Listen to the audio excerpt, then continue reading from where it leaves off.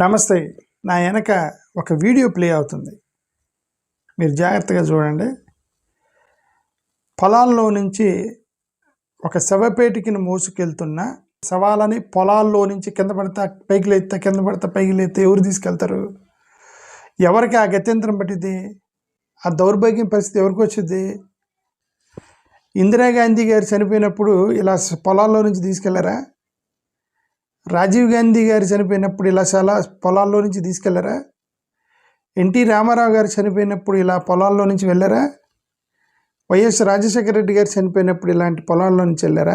పరిటాల రవి గారు, వంగవీటి రంగా గారు, ఇట్లా చాలామంది మహానుభావులు మొత్తం చనిపోయినప్పుడు ఎవరిని కూడా ఇలా పొలాల్లో ఉండి తీసుకెళ్ళాల. ఆడంబరంగా వేల మంది జనాలు, కార్లు, హైవేలు మీద తీసుకెళ్ళి చాలా గౌరవప్రదమైనటువంటి అంతిమయాత్ర అంటారు దాన్ని. ఆ గౌరవప్రదమైనటువంటి అంతిమయాత్ర జరిగేది. అది దక్కాలంటే కొంతమందికి అదృష్టం ఉండాలి. అంతిమయాత్ర అందరికీ దక్కదు, కొంతమందికే దక్కిద్ది. దానికి కూడా కులం ఉండిద్ది కులం. దానికి కూడా కులం పాటు డబ్బు కూడా ఉండాలి. ఈ రెండు దరిద్రం తగిలి అనుకో, ఒక పక్క డబ్బు లేవు, అది ఒక దరిద్రం, దానితో పాటు కులం అనే దరిద్రం కూడా తగిలింది అనుకోండి, ఈ పరిస్థితి వచ్చింది. పొలాల్లో నుంచి ఒక శవపేటికని తీసుకెళ్తున్నారు. లోపలికి వెళ్ళి చూద్దాం. నేను ఈ వీడియో పెట్టడం ఉద్దేశం ఏంటంటే, నాకు ఇప్పుడు ప్రదీప్ పంపించాడు నిన్న నైట్. నేను చూడలే, ఇప్పుడే చూశాను. నేను ప్రదీప్తో మాట్లాడాను, అతను రీసెర్చ్ చేసి నాకు ఇవన్నీ పంపించాడు. మేము రిక్వెస్ట్ చేసేది ఏంటంటే, ఛానల్ తరపు నుంచి ప్రభుత్వానికి SC/ST కేసు ఫైల్ చేయాల్సిందే. Again we are telling the government, you have to file SC/ST case for making Dalits to carry their dead bodies through the field. ఇంతకన్నా అట్రాసిటీ ఇంకొక లేదు. మీరు ఎంత ధర్మం గురించి మాట్లాడినా మేము అడుగుతాం, ఇది ధర్మమా అని. మీరు ధర్మం గురించి మాట్లాడితే ఇదేనా ధర్మము అని అడుగుతాం మేము. న్యాయమా, ధర్మమా ఇది?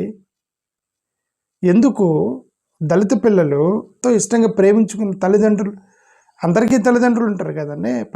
ఏమీ లేనోడు కూడా తల్లి తండ్రి ఉంటారు, తల్లిదండ్రులు గౌరవిస్తారు కదా.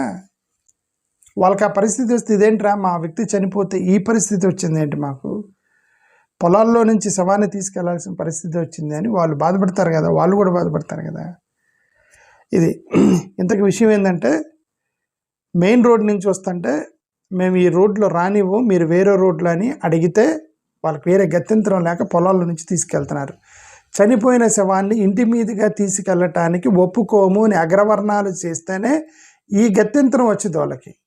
ఇంతకన్నా ఇంకేం వచ్చేది? ఎన్ని సినిమాలు చూడలేదు మీరు, ఎన్ని న్యూస్ పేపర్లు చూడలేదు, ఎన్ని సినిమాలు చూడలేదు, ఎన్ని కథలు వినలేదు, ఇలాంటి విచిత్రాలు ఎన్ని చూడలేదు మీరు. అగ్రవర్ణాల వాళ్ళు చెప్తారు, మీరు మా ఇంట్లో మీద నుంచి మీరు ఈ చనిపోయిన శవాన్ని తీసుకెళ్ళొద్దని అభ్యంతరం పెడితే పాపం వాళ్ళకి గతి లేక పొలాల్లో నుంచి తీసుకెళ్లారు. We are asking the government file SC/ST case. ఇప్పుడు SC/ST కేసు పెట్టమంటే ఆ శవానికి సిలువు బొమ్మ ఉంది, ఇవన్నీ చెప్తారు. SC/ST కేసు, శవానికి సిలువు బొమ్మ ఉంది, క్రిస్టియన్ సర్టిఫికేట్ ఉంటేనే క్రిస్టియన్. ఇంకొకసారి చెబుతున్నాం, క్రిస్టియన్ సర్టిఫికేట్ ఉంటేనే క్రిస్టియన్, సిలువు బొమ్మ ఉంటే క్రిస్టియన్ కాదు. అతని ఇష్టం. చనిపోయిన వ్యక్తిని ఎలా పారేసుకోలేదు అతని ఇష్టం. మీరెవరు చెప్పడానికి? ఇలానే తీసుకొచ్చి హిందూ సాంప్రదాయం ప్రకారమే పూడ్చిపెట్టని చెప్పడానికి మీరెవరు? తన ఇష్టం. ముస్లిం సాంప్రదాయంలో కానీ, క్రిస్టియన్ సాంప్రదాయం కానీ, జైన్ సాంప్రదాయం, అసలు నాకు ఏ సాంప్రదాయం లేదు. నన్ను చనిపోయిన తర్వాత నాకు ఇలానే ప్రశాంతంగా ఉండేది, తీసుకెళ్ళి చెరువులో పడేయండి అని ముసలాడు కోరాడు అనుకో, చనిపోయే ముందు వాళ్ళు తీసుకెళ్ళి చెరువులో పడేస్తారు. వాళ్ళ అంతిమయాత్ర వాళ్ళు ఇష్టం వచ్చినట్టు చేస్తారు. దాన్ని బట్టి నువ్వు మత నిర్ధారణ చేయకూడదు. ఇప్పుడు ఇదిగో సిలువు బొమ్మ ఉంది కాబట్టి SC/ST కేసు పెట్టమంటారు ఇప్పుడు దీనికి. ఇంతకన్నా అన్యాయం, దుర్మార్గం జరుగుతుంటే ఒక పక్కన మతం తీసుకొస్తారు. ఇప్పుడు దానికి సిలువు బొమ్మ ఉంది, శవపేటికలో పెట్టి తీసుకెళ్ళారు అంటారు. ఇప్పుడు దాన్ని SC/ST కేసు పెట్టమంటే ఏంది అన్యాయం, ఏంది దుర్మార్గం, ఏంది? సరే లోపలికి వెళ్ళి చూద్దాం ఏం జరిగింది అనేది. మీకు ఇతను మాట్లాడుతున్నాడు, అతను ఎవరు మరి వినండి ఒకసారి. అతను ఏమంటున్నాడు?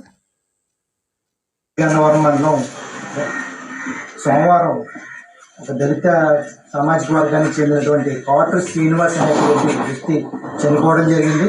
మరి అతను దహన సంస్కారానికి అంత్యక్రియలకు తీసుకువెళ్ళడానికి దళిత గ్రామాలకు చెందినటువంటి వ్యక్తులందరూ కూడా తీసుకెళ్తున్నారు.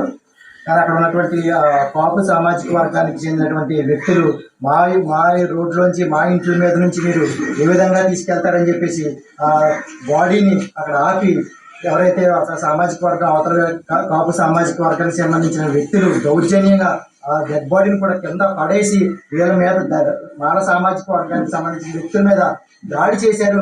పోలీసుల సమక్షంలోని దాడి జరిగినప్పటికీ కూడా పోలీసులు చూస్తూ ఉండిపోయి తప్పించి కనీసం వారిని వీళ్ళ మీద దాడి చేస్తారు మానవత్వం లేకుండా ఒక డెడ్ బాడీని తీసుకెళ్తుంటే ఆపుతున్నటువంటి వ్యక్తుల మీద పోలీసులు ఎటువంటి యాక్షన్ తీసుకోలేదు. మరి ఆ రోజు రాత్రి 10 మంది వ్యక్తుల మీద పోలీస్ కంప్లైంట్ ఇవ్వడం జరిగింది.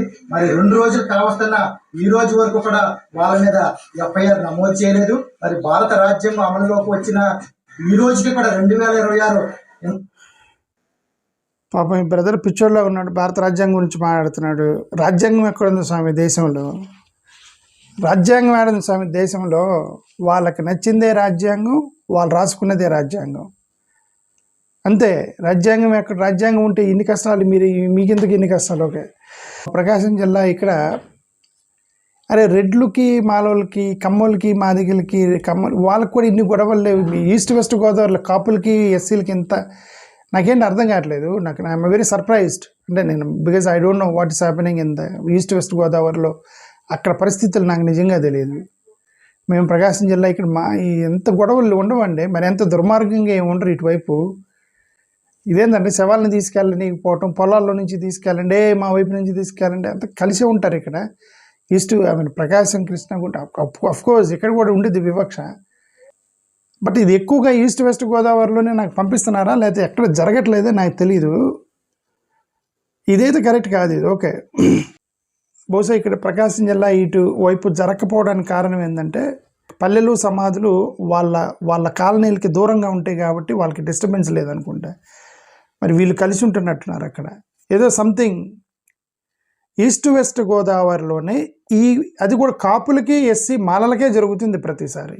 The government need to address this issue every time it is happening between Kapu and Mala. మళ్ళీ కాపులు మాలలకే మన ఇద్దరమే కలిసి రాజ్యాధికారానికి వెళ్దామని కొంతమంది నాయకులు తిరుగుతున్నారు. ఈస్ట్ వెస్ట్ గోదావరిలో ఎక్కువగా వివక్షకు సంబంధించిన ఇష్యూస్ మొత్తం కాపు మాలలకు మధ్య జరుగుతుంది. ఎందుకో తెలియదు. మళ్ళీ వాళ్ళిద్దరు కలిసి రాజ్యాధికారం అని చెప్పి కొంతమంది నాయకులు తిరుగుతున్నారు. ఏది నమ్మాలి? ఈ వివక్షలు నమ్మాలా? వీళ్ళిద్దరి మధ్య ప్రతిసారి జరిగే వివక్ష నమ్మాలా? నాయకులు చెప్పేది లొట్టపీసు నమ్మాలా? మేము లొట్ట చెబుతున్నారు కదా నాయకులు కొంతమంది అక్కడ. ఇద్దరం కలిసి కాపులు మాలలం కలిసి రాజ్యాధికారం సాధిద్దామని. ఈ విధంగా రాజ్యాధికారం ఎలా చెప్తారండి నాయకులారా? వాళ్ళతో కూర్చొని కాపు సమాజ వర్గంతో కూర్చొని ఎందుకే ఇదంతా, మన ఇద్దరం కలిసి రాజ్యాధికారం సాధిద్దాము, మీరు మమ్మల్ని ప్రేమించండి, మేము మిమ్మల్ని ప్రేమించండి అని కలయిక ప్రయత్నం చేయండి. సోషల్ మీడియా స్టేట్మెంట్లు కాదు, కలయిక ప్రయత్నం చేయండి. అది వదలనప్పుడు ఎందుకు ఇదంతా? నాకు తెలిసిన వరకు అది 5వ 10వ incident only from east west Godavari. This is happening every time. పాపం ఎందుకు వీళ్ళకి కష్టాలు? నువ్వు చూడండి.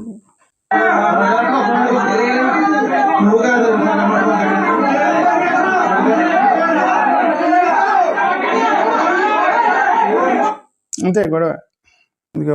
ఇతను రాశాడు చూస్తున్నా. మనిషి బ్రతికున్నప్పుడు కులం వదలడం లేదు, చచ్చిపోయిన శ్మశానం వాటికి వెళ్ళే దారిలో కూడా మమ్మల్ని కులవక్ష వదలటం లేదు.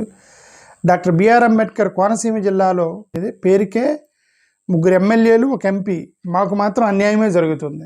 గన్నవరం నియోజకవర్గం గన్నవరం మండలం కుందాలపల్లి గ్రామం జరిగిన ఘటనలో ఇప్పటివరకు ఆధిపత్య వర్గాలపైన కేసు కూడా నమోదు చేయలేదంటే ఎంత దౌర్భాగ్యమో మా జీవితాలంటే, ఎంత చులకనో కులవన్మాదులకి ఈ పరిస్థితి చూస్తే అర్థమవుతుంది. సాపే రమేష్ కేసు పెట్టండి, కేసు కూడా పెట్టరా? అది అంటే ఇది సమాజంలో ఇప్పుడుగా వచ్చింది కాదు, అది వేల తరబడి వచ్చింది కాబట్టి వాళ్ళు టక్కన ఇమ్మీడియట్గా ఒప్పుకోనప్పుడు కేసులు పెడితే అప్పుడు ఆలోచిస్తారు, ఒరే కేసులు పడతాయేమో అని. Next time అడ్డుకోరు.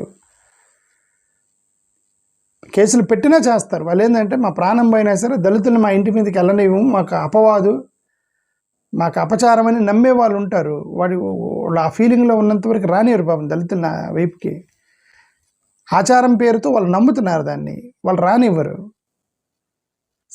సంవత్సరాల తరబడి కొట్లాడినా సరే అది పోదు. ఇప్పుడల్లా పోయేంత వరకు కేసులు పెట్టాలి. కేసులు పెడితే నిలబడి ఆలోచిస్తారు. అప్పుడు కేసులు పెడితే నిలబడి ఆలోచిస్తారు. అరే కేసులు ఎందుకు పెడుతున్నారు అని అప్పుడు రాజ్యాంగం, చట్టం, మానవత్వం గురించి అప్పుడు ఆలోచిస్తారు కేసులు పెడితే, లేకపోతే ఆలోచించరు. అది నా ఉద్దేశం. Okay, government please file the SC ST case. ఇతనేం రాశాడంటే ఇక్కడ చదువుతున్నా. పి గన్నవరం మండలం కుందాలపల్లి సోమవారం రాత్రి 2 వర్గాల మధ్య ఘర్షణ వెళ్తే 2 వర్గాల ఘర్షణ. ఓ ఇంటి వద్ద పెళ్లి పందిరి ఉండటంతో మృతదేహాన్ని మరో మార్గంలో తీసుకెళ్లాలని స్థానికులు చెప్పారు. అయితే అంతిమయాత్ర పెళ్లి పందిరి ఉన్న రహదారి గుండానే తీసుకెళ్లడంతో ఇరు వర్గాల మధ్య గొడవ చేసిందని స్థానికులు చెప్పారు. సమాచారం అందుకున్న పోలీసులు రంగంలోకి దిగి పరిస్థితిని అదుపులోకి తెచ్చారు. ఇక్కడ మేమేమనేదంటే, అదే నేను చెప్తున్నా, వీళ్ళకు కొన్ని రిలీజియస్ సెంటిమెంట్స్ కొన్ని ఉన్నాయి. పెళ్లి జరుగుతుంటే పెళ్లి పందిరిలో నుంచి శవాన్ని తీసుకెళ్తే అపవాదని మీరు నమ్మటం, విధవరాలు దీవిస్తే ఈ అమ్మాయి కూడా పెళ్లి కూతురు కూడా విధవరాలు అవుతుందని నమ్మటం, ఇవన్నీ ఎంతకాలం మనం ఈ దేశాన్ని భరించాలని మనకైతే తెలియదు. మానవత్వంతో ఆలోచిస్తే పెళ్లి కొడుకు పెళ్లి కూతురు, అరెరే మన ఇంటి పక్కన ఉన్న అతను చనిపోయాడు, రోజు మన కళ్ళ ముందు తిరిగే వ్యక్తి చనిపోయాడని ఒక 5 నిమిషాలు పెళ్ళి ఆపుకొని దారిచ్చి మీరు వచ్చి సాగనంపి ఇది అంతిమయాత్ర అతనికి, ఇక మన కంటికి కనపడు, మన ఇంటి పక్కన మన కాలనీలో మన ఊర్లో ఉన్నటువంటి మన సహోదరుడు చనిపోయాడని చెప్పి పెళ్లి కొడుకు పెళ్లి కూతురు కూడా వచ్చి తాటా చెప్తే ఎంత బాగుండేది. సోషల్ మీడియాలో తిప్పేవాళ్ళు కదా, హీరో హీరోయిన్ అయినటువంటి పెళ్లి కొడుకు పెళ్లి కూతురు ఎక్స్ట్రాడినరీ పని చేశారు, మన గ్రామంలో చనిపోయిన వ్యక్తికి పెళ్ళి 5 నిమిషాలు ఆపి అతనికి సాగనంపారు అని సోషల్ మీడియాలో పొగిడేవాళ్ళు కదా. అన్ని చోట్ల ఎక్కడెక్కడ పెళ్ళిళ్ళు జరుగుతున్నాయో అందరూ కూడా ఇలా మానవత్వంతో ఆలోచిస్తే, ఇది ఇక్కడ పెళ్లి జరుగుతుంది, బర్త్డే పార్టీ జరుగుతుంది, మా ఇంట్లో ఫంక్షన్ జరుగుతుంది కాబట్టి శవాలు ఇటు తీసుకెళ్ళొద్దు, మీరు ఎటు నుంచి తీసుకెళ్ళండి, మీరు దళితులు, అతను చనిపోయాడని తెలిసి చాలామంది కావాలని అతను చనిపోయాడు వాళ్ళు ఇటే తీసుకొస్తారని పందిరేస్తారు. అక్కడ ఏదో ఫంక్షన్ చేసినట్టు ఇటు రానికుండా ఉండటానికి. అవి కూడా ఆ కథలు కూడా జరుగుతాయి కొన్ని చోట్ల. తమిళనాడు లాంటి ప్లేసుల్లో జరిగాయి కొన్ని వందల ఇన్సిడెంట్లు అనేవి, రోజు కొన్ని వందల ఇన్సిడెంట్లు ఇలాంటివి.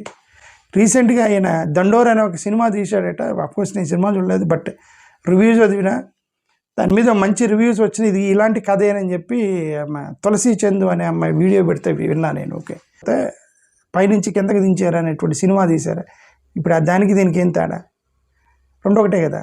సినిమా చూశారు, క్లాప్స్ కొట్టారు, శివాజీని శవాస్ అన్నారు, దండోరా సినిమా హిట్ అయింది, మళ్ళీ తీసుకొచ్చి చేశారు ఇక్కడ. ఇదే కదా జరిగింది అల్టిమేట్గా. థ్యాంక్ యూ, నమస్కారం.